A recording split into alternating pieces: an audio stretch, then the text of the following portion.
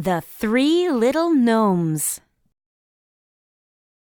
Deep within the woods, where the animals and the fairies live, there were three little gnomes, as merry as three gnomes can be.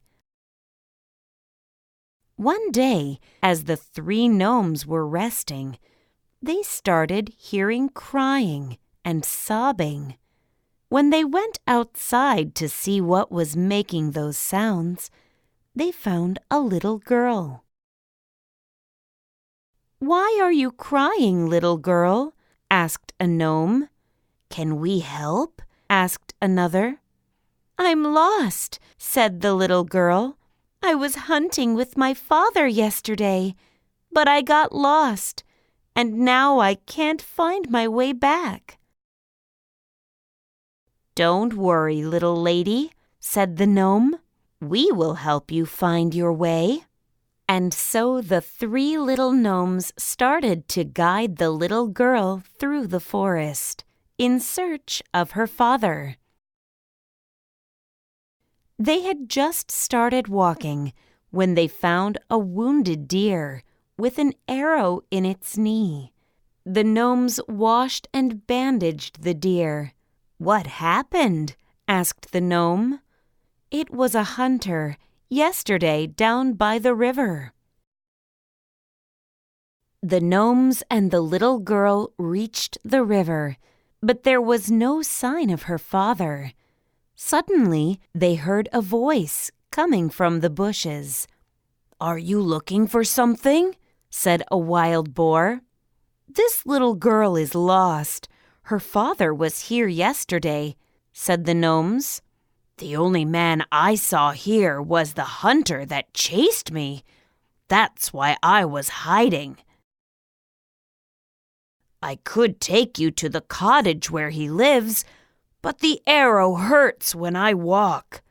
The wild boar came out of the bushes, revealing several arrows on its back. The gnomes and the little girl mended the boar's wounds and headed towards the cottage up the hill. "Good luck finding your house, little girl. I'm sure your father is very worried about you," said the wild boar. When they reached the top of the hill, the little girl was overjoyed. That was her home. The gnomes said goodbye to the little girl. "Thank you," she replied. "I will remember this, kind gnomes." She ran home to her father, who was crying, missing her, as the gnomes headed back to their place in the woods with smiles on their faces. The very next day, the gnomes awoke with the sound of horse hooves. Startled, they quietly took a peek to see what was happening outside. Much to their surprise, they saw the little girl and her father on a horse. "Thank you for returning my daughter to me," said the hunter. "How can I ever repay you? Name anything." "In reality," the gnomes answered, "the animals are the ones that led us to you and your cottage. We just took her where they told us to go." "The wounded animals you told me about?" the hunter asked his daughter. "Yes, those very same," she replied. "Then it's decided," said the hunter. "I shall never harm another one of the creatures of the forest. From now on, I shall not cause you any more pain or sorrow, and I am sorry that I ever did."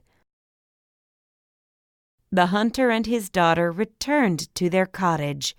The animals were not afraid any more, and the three little gnomes lived quietly and happily in their forest home. The end.